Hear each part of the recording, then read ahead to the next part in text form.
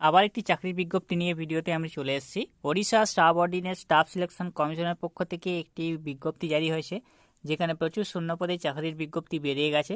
তো আপনারা যদি এখানে আবেদন করতে চান, ভিডিওটি পুরোপুরি দেখবেন। আমি ভিডিওতে সমস্ত বিষয় আপনাদেরকে জানিয়ে দেবো। অনলাইন অ্যাপ্লাই কীভাবে করবেন সেটাও দেখিয়ে দেবো। আর অবশ্যই এরকম ভিডিও পাওয়ার জন্য আমাদের সরকারি জব মার্ট চ্যানেলকে সাবস্ক্রাইব করে পাশে রাখা বেল নোটিফিকেশনটি অলে প্রেস করে দেবেন। ফেসবুক থেকে দেখলে পেজটিকে অবশ্যই ফলো দিয়ে রাখবেন। Odisha subordinate staff selection commission পক্ষ থেকে একটি রিক্রুটমেন্ট নোটিফিকেশন জারি হয়েছে। Invitation of online application for combined recruitment examination 2025 for the post of revenue inspector RI, ICDS supervisor, village agricultural worker, junior assistant, assistant revenue inspector, Amin and statistical field surveyor, এইসব শূন্যপদগুলিতে বিজ্ঞপ্তি জারি হয়েছে।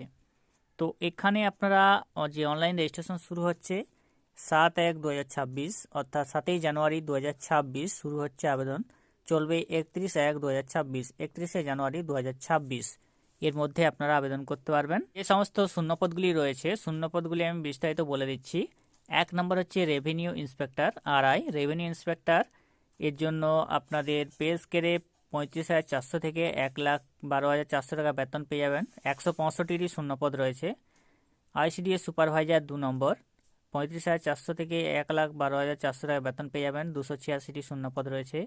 Village agricultural worker এর ক্ষেত্রে 21,700 থেকে 69,100 টাকা বেতন পেয়ে যাবেন। 520টি শূন্যপদ রয়েছে।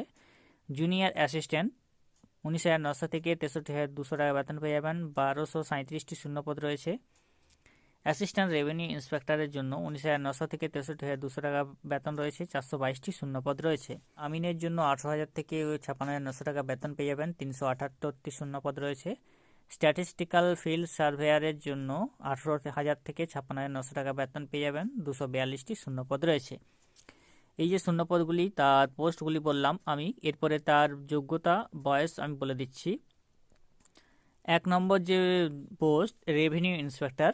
রেভিনিউ ইন্সপেক্টরের জন্য ক্যান্ডিডেটকে অবশ্যই ব্যাচেলার ডিগ্রি পাস থাকতে হবে। যে কোনো শাখায় ব্যাচেলার ডিগ্রি পাস থাকতে হবে। কম্পিউটার অবশ্যই জানতে হবে এবং 20 থেকে 42 বছরের মধ্যে বয়স হতে হবে। 2 নম্বর রয়েছে আইসিডিএস সুপারভাইজার। আইসিডিএস সুপারভাইজারকে অবশ্যই ব্যাচেলার ডিগ্রি থাকতে হবে। আর্টস, সায়েন্স অথবা কমার্স বা তার সমতুল্য পাস যোগ্যতা থাকতে হবে।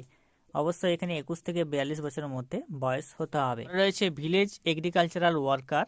এর জন্য অবশ্যই ক্যান্ডিডেটকে উচ্চ মাধ্যমিক পাস থাকতে হবে সায়েন্স নিয়ে, বা ভোকেশনাল কোর্স থাকতে হবে agriculture related subject, crop production, horticulture, repair and maintenance of power driven farm machinery, এবং ডিপ্লোমা থাকতে হবে agriculture polytechnic under the Odisha university agriculture technology.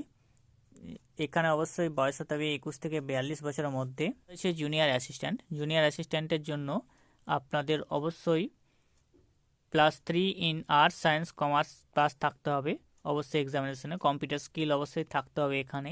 21 থেকে 42 বছরের মধ্যে বয়স হতে হবে।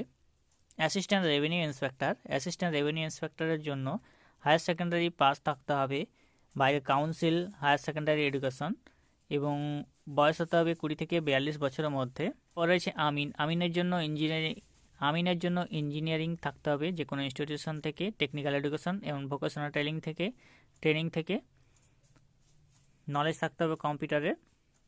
স্ট্যাটিস্টিক্যাল ফিল্ড সার্ভেয়ারের জন্য অবশ্যই উচ্চ মাধ্যমিক পাস থাকতে হবে।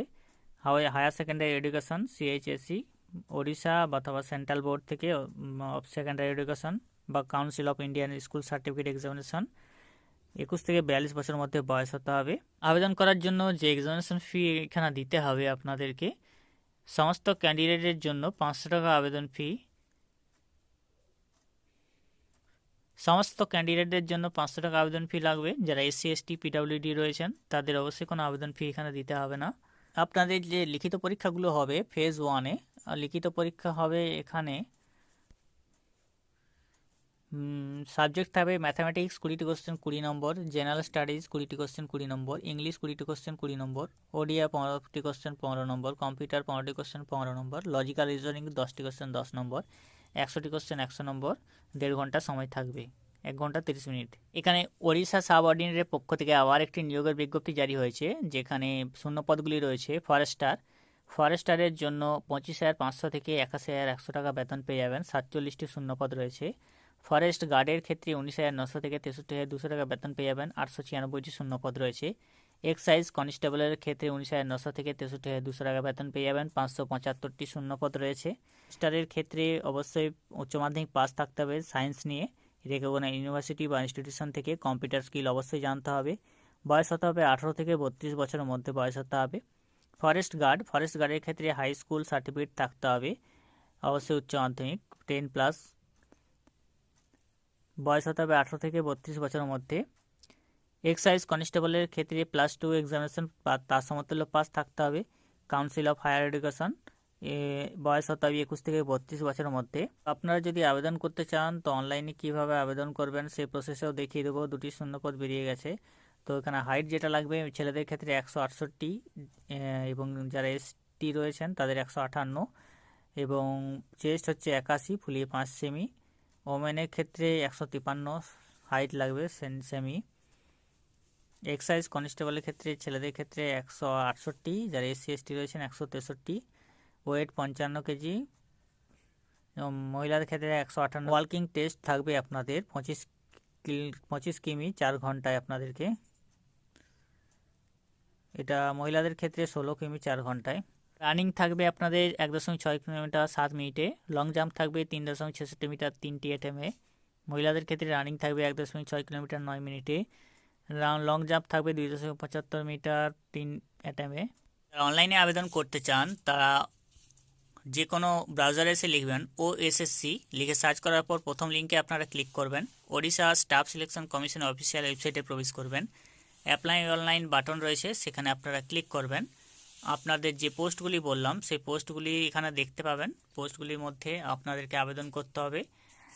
2টি আমি নোটিফিকেশন আপনাদেরকে দেখিয়েছি, সেই 2টি নোটিফিকেশনের মধ্যে আপনারা যে পোস্টে আগ্রহী সেই পোস্টগুলিতে আবেদন করে নেবেন। নিচে নোটিশগুলো আপনারা পেয়ে যাবেন, নোটিশগুলো আপনারা দেখে নিতে পারেন। তো এখানে রয়েছে প্রসিড টু অ্যাপ্লাই বাটন, সেই প্রসিড টু অ্যাপ্লাই বাটনে ক্লিক করে আপনারা আবেদন করে নেবেন।